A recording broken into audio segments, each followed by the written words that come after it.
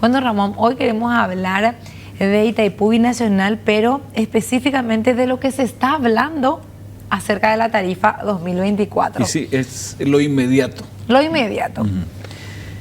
Fíjate vos que habitualmente, como te decía, Itaipú también estudia su presupuesto allá por octubre, septiembre-octubre.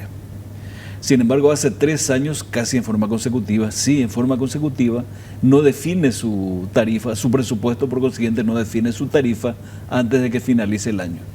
Ahora de nuevo estamos ya a finales casi de noviembre, mediados de noviembre, un poquito más, y de nuevo no estamos teniendo tarifa. Y esto obedece, Ramón, a que no hay un acuerdo entre lo que propone Brasil y lo que propone Paraguay. ¿Son escenarios similares en estos últimos años? Son muy parecidos. Fíjate vos que en el 2000 la tarifa, a lo mejor nuestra compañera Valeria, que está de vuelta de sus vacaciones, nos pone un cuadrito ahí en la pantalla para que veamos. Ahí está. Fíjate vos que entre el 2009 y el 2021 la tarifa fue de 22,60 el kilovatio mes. Para que se entienda un poquito más, el tratado establece que se compra o alquila potencia en Itaipú. Y potencia es sencillamente la fábrica. Energía ya es el producto de la fábrica. Entonces, 22,60 hasta el 2021. El 2022 ya hubo dificultades. No hubo acuerdo sobre qué monto definir. Finalmente se llegó a un acuerdo, $20,75 el kilovatio mes. Después, fíjate vos que entre ese precio y el precio que está vigente, aparece $12,67 el kilovatio mes. ¿Qué pasó ahí, Gladys? Y el gobierno de Bolsonaro decidió bajar la tarifa a 12,67 el kilovatio mes. Pero eso solamente quedó en los papeles, no entró en vigencia, porque hubo un desacuerdo bastante sólido y convincente de Paraguay, tal es que tuvieron que negociar con el nuevo gobierno la nueva tarifa. ¿Se llegó allí a una tarifa intermedia, entre comillas? Sí, es decir, siempre fue una salida intermedia. Ramón, ¿qué es lo que ocurría entre 2009 y 2021? Por eso no se redujo ni un poquito la tarifa. Y de acuerdo, en definitiva, vamos a ser un poquito más claro. La tarifa es el reflejo de lo que gasta Itaipú. Exacto. Es decir, no solamente de su costo de operación, de lo que se gasta ahí entre las turbinas, hacer girar las turbinas, subir y bajar las compuertas de esos tubos enormes que se ven que trae agua sobre las turbinas. Es decir, hay una serie de gastos que se llaman costo de servicio de electricidad de Itaipú. Y naturalmente se refleja en una unidad que es el kilovatio mes. Entonces, ¿qué es lo tan complicado ahí? Y el tratado dice, señores, la tarifa tiene que ser el reflejo exacto de lo que gasta Itaipú. Por consiguiente, si gasta 100, su tarifa es 100. Si gasta 50, su tarifa es 50.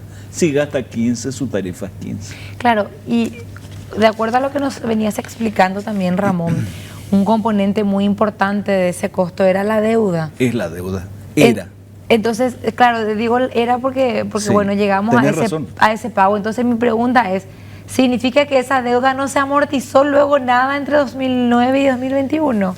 ¿O simplemente no se reflejó nomás? No, hasta se fue amortizando. La deuda era inmensa. Incluso hay gente que hasta este momento opina que esa deuda no está del todo amortizada. Que si se hace un nuevo estudio, se va a concluir que es mucho más que 63.500 millones de dólares. Por consiguiente, eso está todavía en el terreno de la discusión.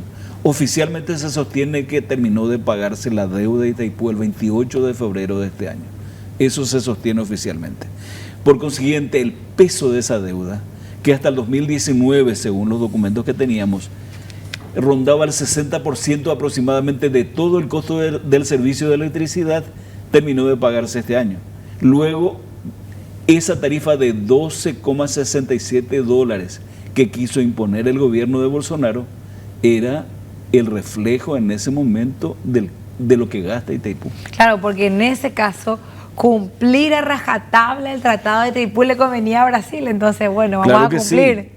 Incluso yo creo hubiera ganado con eso las elecciones de Bolsonaro. Es muy posible. Estoy diciendo una pavada, pero de todas maneras. Ramón, sí. pero claro, finalmente decirle a la gente vas a tener energía eléctrica más barata. Sí. Es decir, claro que sí. Es una cuestión de economía familiar. ¿Quién no votaría? ¿Quién no querría? Y recordemos que Itaipú sigue siendo muy importante para el sistema brasileño, a pesar de que muchos dicen que no, que va perdiendo importancia, que va desapareciendo, por consiguiente no hay que darle mucha importancia. Eso se dice desde Brasil.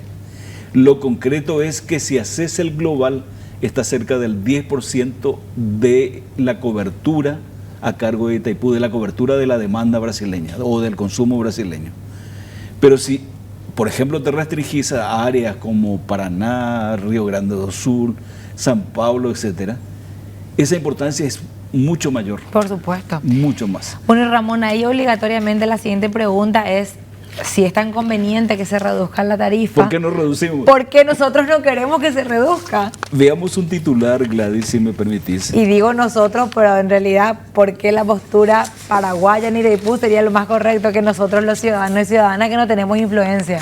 Si me permiten, acá hay un titular y el señor que está sentado ahí es nada menos que el director financiero ejecutivo ¿Me de permitís, Itaipú? Ramón? Sí. Así voy a compartir con la audiencia. Sí. La tendencia es que la tarifa de Itaipú se mantenga igual en 2024 y será la tercera fuente más barata del país, dice Pepitone. Andrés Pepitone se llama. Que es una publicación de un medio de comunicación de Brasil. Ramón tuvo la gentileza de imprimirnos esto para traer como parte también del debate que se está teniendo en este momento, bueno, con entre nosotros. Paraguay y Brasil. Claro. Es decir, esto es un elemento más para indicarte que realmente, así como lo sostuvimos desde un principio, Paraguay tiene una estrategia de negociación de Itaipú. No solamente de la tarifa del 2024, sino del anexo C. Entonces, ¿por qué no se baja y al costo real de Itaipú en este momento y se ofrece esa tarifa? Sencillamente porque el gobierno paraguayo, incluso recordarás el 1 de julio cuando Mario Abdo se dirigía a la población y explicaba lo que hizo, habló de un ingreso adicional de 409 millones de dólares. ¿Cómo se consiguió eso? Y con una suerte de sobrecosto. Es decir, un contenido nuevo que de alguna manera reemplazase el peso de la deuda de Itaipú, que rendía naturalmente resultados a ambas partes. 409 millones de dólares para Paraguay y 409 millones de dólares para Brasil. Por lo visto, ese acuerdo tarifario que incluso Mario Abdo recomendaba a su sucesor y que le redundaría en 2.000 millones de dólares aproximadamente en los próximos 5 años, sigue discutiéndose. Porque si uno lee un poquito más, incluso el nuevo director general brasileño, luego de una sesión que tuvo en el Senado brasileño, decía, desde agosto estamos discutiendo. Y acá el señor Pepitone habla de mantener esa última. A ver si vemos otra vez el cuadrito, Valeria. Vamos a ver la placa entonces para compartir con la audiencia. 16,71, esa es la tendencia, dice el señor Pepitone acá. Y sin embargo, está en torno a 12 dólares el costo real de Itaipú, incluso menos. Quiere decir que el acuerdo tarifario, la discusión sobre el acuerdo tarifario sigue en pie y sigue siendo defendido por Paraguay. Ramón, ¿y qué sucede si es que en este año no llegamos nuevamente a un acuerdo sobre la tarifa? ¿Vamos a arrancar un 2024 sin tarifa y rige la anterior? Sí, hay una experiencia en ese sentido. Tanto en el 2021 como en el 2022, se definió la tarifa de Itaipú a mediados del año, incluso agosto del año siguiente. ¿Y qué hacían? Anotaban sencillamente la diferencia. Ok. Lo concreto.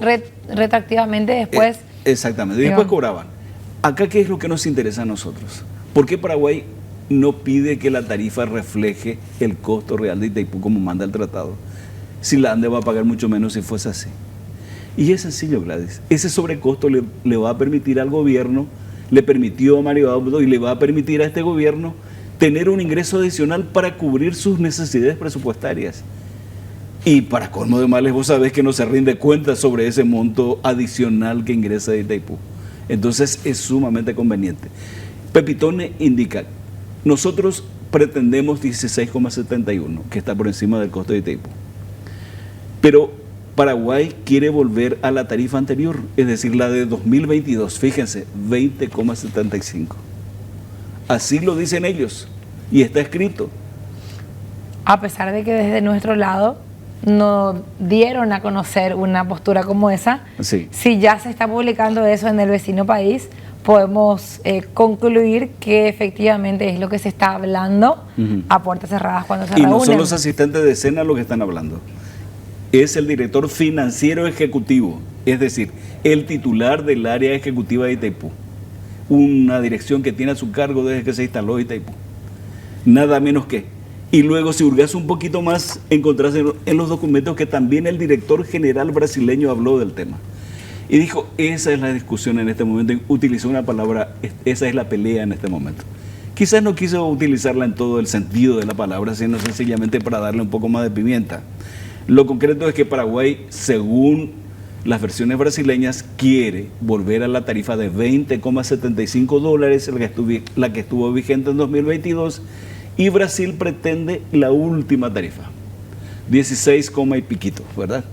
Pero la tarifa real está incluso en torno a los $12.